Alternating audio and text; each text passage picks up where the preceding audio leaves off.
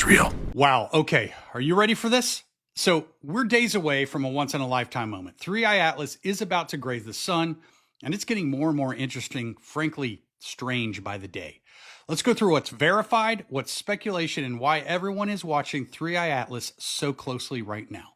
So as of October 23rd, 3i Atlas is about 360 million kilometers from Earth. It's currently passing through Virgo, and it's headed for its closest point to the sun around October 29th. It will be just inside of Mars's orbit. ESA's ExoMars and Mars Express, these orbiters have captured the object earlier this month. It was a faint white blur surrounded by a glowing coma. Telescopes like Gemini South have confirmed it's slowly forming a tail, but it's still super faint because it's so far. The Swift Observatory measured it shedding water like a cosmic fire hose. Now, normally we'd expect regular updates from NASA, but the timing is very odd. So while ESA and independent astronomers have been posting, NASA's stayed mostly quiet, which obviously sparks speculation. But the internet has been busy. Let's start with the creator that goes by Dobsonian Power. So he's been tracking and covering 3i Atlas and has just captured it through a solar telescope. Now, after the images were enhanced, the supposed streak of light, it resolved into something really weird and perfectly round. Look at this. Another strange coincidence is that because of the object's current position, 3i Atlas is about to be hit with a massive solar storm. Check out this clip by Stefan Burns. Now again, today the 21st, 3i Atlas is exactly opposite the sun, right? So if we're looking at it like this, it's exactly opposite that on the other side, about 1.5 astronomical units or something. It's perihelion, it'll be at 1.36. That's the 29th of October. Then we got Halloween. Boom, the veil's thin. 3i Atlas is all charged up. We're all charged up. The world's going crazy. Like, the aliens arrive. Who knows? Here's how I see it. The verified data shows a natural active comet, older, colder, and shedding gas and water as it heats. But the timing, the strange imagery, and the silence from key agencies is really keeping everyone's attention locked. So whether this is just another interstellar visitor or it is something truly unique, we are about to find out. Yeah, dude, I would love to know what the hell is going on with this, because I want it to be a ship. I want to be invited to the Galactic Federation. I want this to be the Anunnaki coming back saying like, hey, you guys are fucking cool. Come hang out. Let's go to outer space. Let's see some cool shit. But at the end of the day, it's probably just not going to be shit, because it never is. At least not the stuff they're telling us about, right? Anytime they tell us about something, it's a false flag or just some bullshit that doesn't affect us at all, right? Unfortunately. From you. Why are there underwater pyramids in Japan? And why do they look exactly like the pyramids in Egypt? This could change everything we know about ancient civilizations. But that's not even the craziest part. In ancient Japanese texts, there are cryptic references to a sunken civilization, saying the structures beneath the waves hold the secrets of the ancients. These pyramids were made thousands of years ago, so who built them? This is where things get scary. In recently analyzed ancient documents, it said that these... At this point, dude, I don't even know why or how agencies even feel comfortable telling us that there weren't advanced technologies like that predate what they're telling us they do, right? Like this shit under the water here, like these like statues and pyramids and stuff, like they were there before the water level got that high, right? So it probably didn't sink as much as it just rose, you know, the water rose around it, right? That would have had to happen a very long time ago. So it's like, bro, at some point they're gonna have to be like, you know what, we were wrong, or we lied, or you were right, or something, because there's just the internet just makes it way too easy for people to find evidence of things that normally would be kept out of textbooks. How could ancient people know the full solar system without telescopes? 3,000 years ago, the Sumerians carved strange, wedge-shaped symbols into clay tablets. At first glance, they look like scratches, but some researchers believe they are the oldest star maps on Earth. Here's the twist. The carvings don't just show the sun.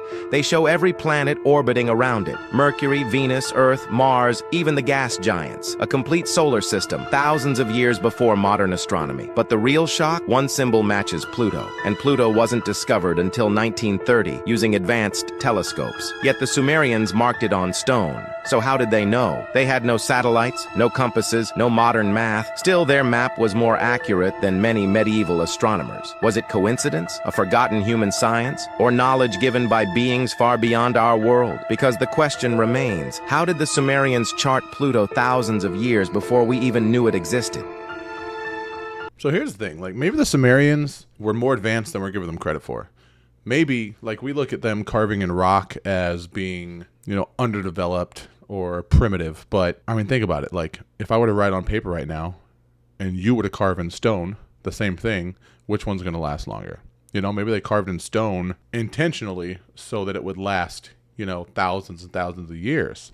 As opposed to us, we write on, we put it on a fucking computer chip. What am I, fucking 70 years old? We write it on paper or, perishable ways of documenting things. I mean, dude, maybe they were just way more advanced than we are. Maybe we just don't give them credit because we think like cave writings and shit like that are primitive. But in reality, they're actually like chiseling in stone, so it lasts.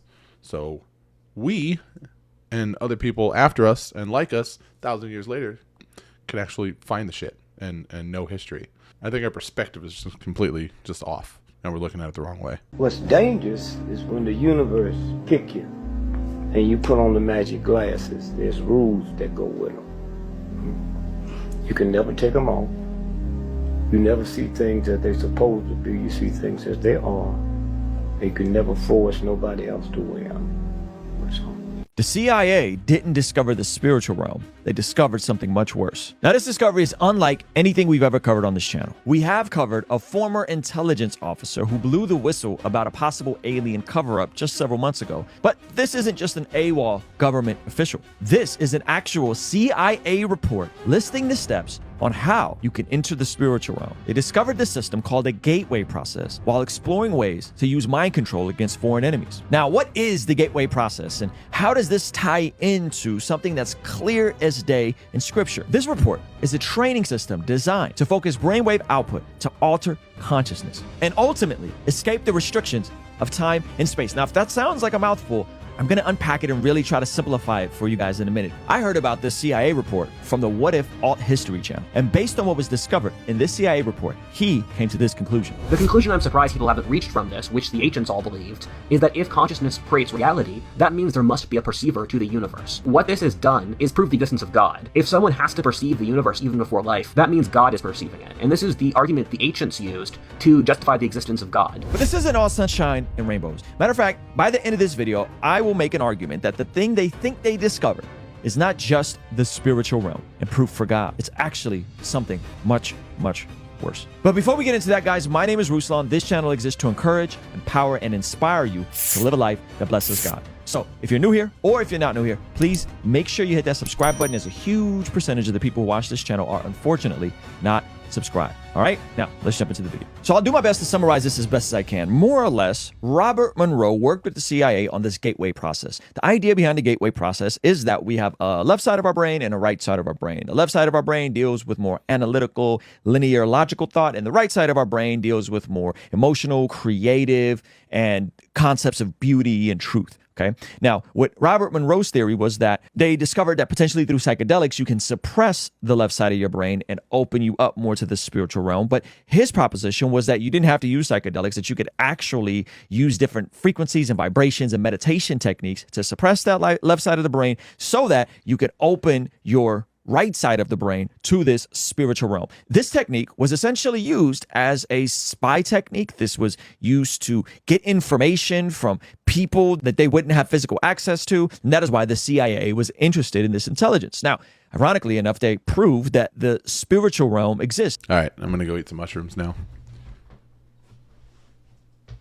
All right, now I'm back. I've completely lost my train of thought. We were just talking about the Gateway program during our last live chat during my previous video premiere, and a lot of people were saying that they remember a lot of the same things. Like, I don't remember a lot of my childhood. I know I was like in a facility. I remember as a kid being locked up at a facility for a couple weeks. Also just the weird, hearing tests and vision tests and some sort of like a speech or whatever, like during the hearing test or something, saying weird shit, drinking this like pink drink. And I think a lot of people associate the pink drink with amoxicillin, like the bubblegum flavored, I think antibiotic medicine that we took a lot as kids, but there'd be no reason for them to give that to us during a hearing test. And I remember specifically having it during that time. And I don't remember anything really about my childhood from ages, really too much at all up until like age 11, except for bits and pieces, just like honestly like 5 or 6 memories from my entire childhood for the first 10 years of my life, I remember. So who knows?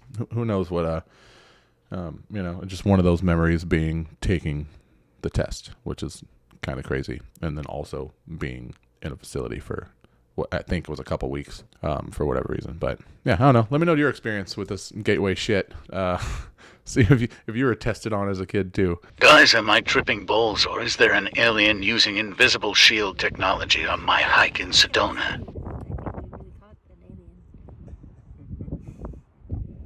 I'm joking, man. I think you're just tripping balls, bro. I didn't see anything.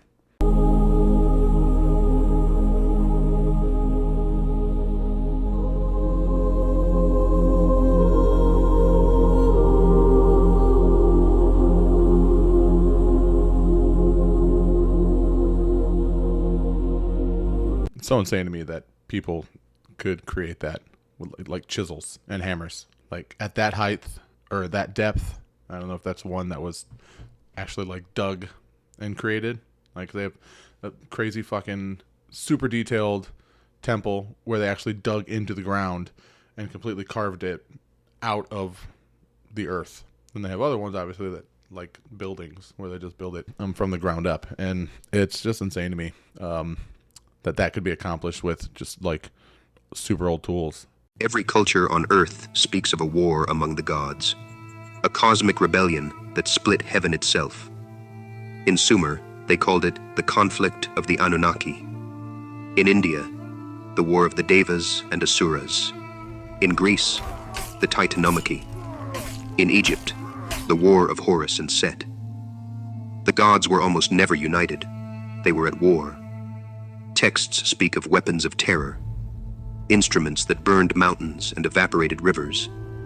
In the Lament for Ur, we read, "The storm's roar was like a dragon. The cities melted like wax." The same imagery repeats in the Mahabharata. Weapons of fire, brilliant as 1,000 suns, raining down upon armies of gods and men. In India, the Asuras fell from the sky after their defeat. In Sumer, the fallen gods were exiled to the underworld. In Greece, the Titans were cast into Tartarus. In the Hittite archives, the old gods, identical to the Anunnaki, are said to dwell beneath the earth, still alive, still watching. When the flood came, the reset, both sides lost their empires. But the survivors carried their banners to new lands. Enki's line became the Serpent Kings, the Naga, the Quetzalcoatl, the Dragon Lords of China. Enlil's line became the Storm Gods, Zeus, Indra, Yahweh. Every later pantheon is a memory of that original schism. The Book of Enoch describes 200 beings landing on Mount Hermon, teaching metalwork, enchantments, and astronomy. Those were not angels. They were remnants of Enki's faction, engineers and scientists who broke divine law by giving humans knowledge. The church would later call this heresy. Ancient Egypt encodes the same war. Horus, the falcon god, fights Set, the Red One, Lord of Chaos. Horus loses an eye, Set loses his manhood. Order and chaos, light and darkness, locked in balance. In the pyramid texts, the gods lament. The children of the sky fight among themselves. Their roar shakes the foundations of the world. Could this be a poetic echo of the same conflict remembered in Sumer in India? A war that began off-world and ended beneath the sea? One side sought to free humanity. The other sought to rule it. And when the smoke cleared, the victors rewrote the story, turning rebels into devils and conquerors into gods. I think it's pretty crazy that just about, not every single one, there's like endless religions and civilizations, right? but I feel like it's so crazy that there's so many similarities all across the world. Different times, different cultures, different just everything, but like very similar stories. So yeah, man, it really makes you wonder. Like, did all that shit really happen? Did it actually go down the way that history said it did? Because I was actually familiar with Horus and Set before I was familiar with really any other one. And then just start looking more into stuff and watching more stuff and just like kind of absorbing and learning more over the past decade, probably 15 years or so. It's like, wow, dude, there's so much shit that it's like exactly the same with a different label on it, different name on it. That it's like, it's crazy to just believe one, right? Like, how do you choose one thing to believe? How do you choose one religion to believe? Like, it all derives from something, right? So it seems to all derive anyway from one source. But like a lot of the stories that we hear in like more modern religions are just a carbon copy, just copy and pasted from much older ones, right? So who's to say that one's the original? I don't think we'll ever truly know the names of the originators of these stories, but super interesting. It's definitely super interesting to learn more and just kind of take it in and try to dig and just make more connections, right? But at the end of the day, like, it's up to you what you believe, right? So just do your due diligence, do your own research, and keep watching the channel.